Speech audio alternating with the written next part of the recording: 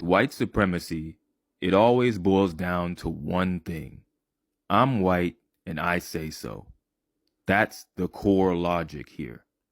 We can dress it up all we want, but at the end of the day, that's what it is. In cases like these, it's simple.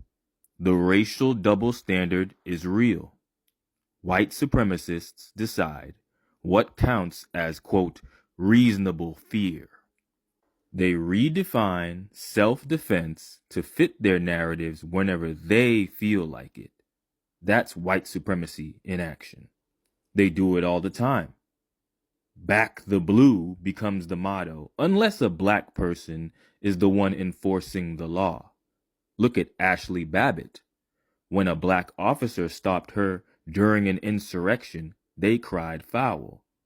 She was storming the Capitol building.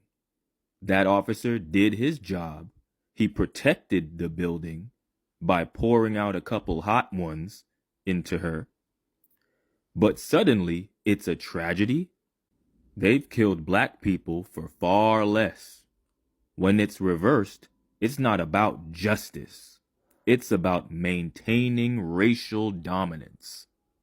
We're not going to talk about food costs because I'll get sued for it. You see, I'm one of the many people that makes up the food supply chain, meaning I distribute the food and someone's got to know how much it is to sell to the grocery stores.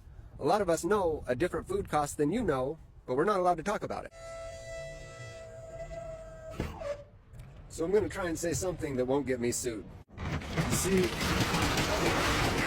my company is happy to sell food to anyone who can buy it at the price that the grocery stores buy it from. It's just that most people don't want as much food as the grocery stores are buying. But if a bunch of people got together and decided that they wanted to call themselves a grocery store and they pooled money together for the products they were already buying, I and my little company would be happy to sell my product to anyone who has enough money to buy it by the case. I guess what I'm saying here is instead of looking at politicians and looking for lower prices, maybe we could get them immediately if we just started looking at each other. Much love and respect. And if we are cowards, our children will ask us questions. Imagine if in Burkina we refuse to fight, and we accept to submit to live in slavery. Tomorrow our children will grow up. They will ask questions. Were our parents cowards to leave us in slavery? Whether we are alive or dead, we will feel it. The coward is afraid. And the imperialists have understood. They try to instill fear in the leaders so that you become cowards. Because when you are a coward, all other vices can arise. They do everything to make us afraid. They come into our palaces. They threaten us directly or with veiled threats. Of course, we respond as we should. They always take examples. They will tell us, Thomas Sankara tried to do it like this, but where is he? He is dead. The Haitian president, he tried to do it like this. Where is he? He is dead. Gaddafi tried like this. Where is he? He is dead. These are the veiled statements made to us to instill fear.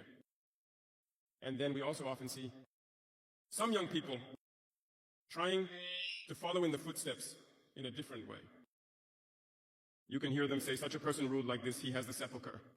Such a person ruled like this, he is in prison. All this to try to scare us, to make us cowards. I think they haven't understood something. When we say the homeland or death we shall overcome, it's not just a phrase, it has its full meaning. We are not afraid and we will never be afraid. We will continue our struggle. They have undoubtedly and surely scared numerous African heads of state. You often see, when we speak or when we have the opportunity to be in certain situations abroad, we often make statements to call on African heads of state to wake up, take care of our youth, to be able to initiate our real development. We are often misunderstood.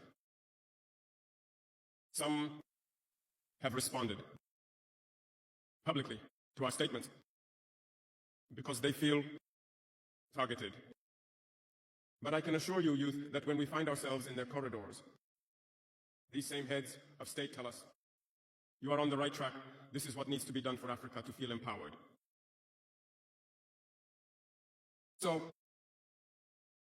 we ask them questions about why you don't do as we do, why you don't support us. Some tell us they are entangled, some tell us they cannot. Dear elders, African heads of state From this platform, I would like to say that African people are the most peaceful people. When you recognize the wrong, you must tell the people. Let us not be afraid tomorrow to go out and tell the people. We apologize. We have been compromised. We have ill-gotten gains.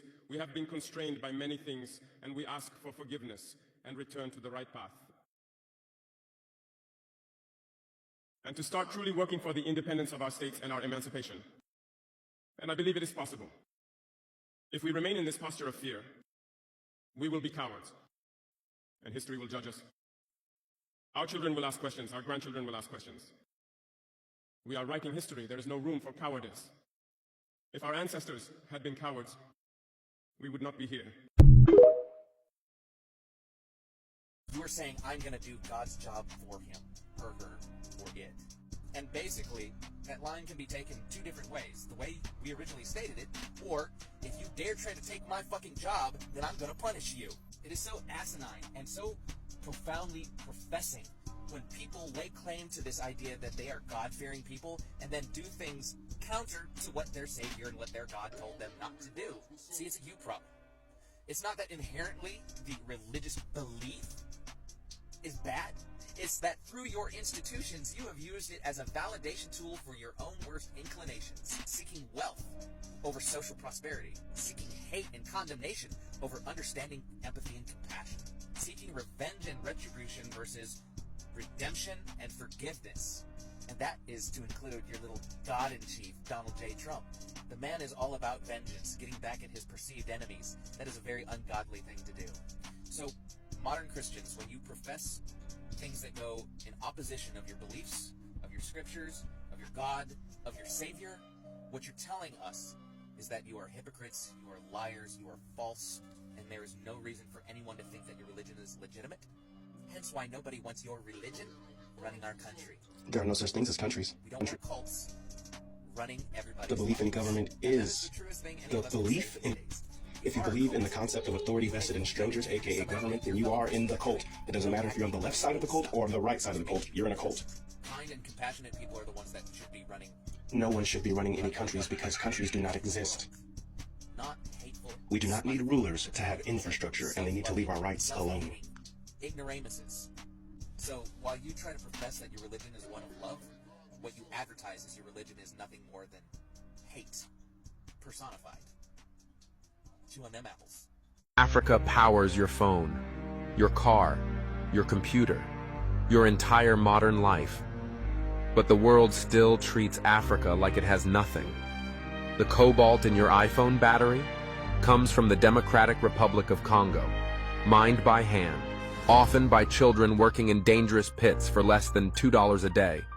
The gold in your jewelry, pulled from Ghana, Mali, and South Africa, while workers live in poverty under multinational control.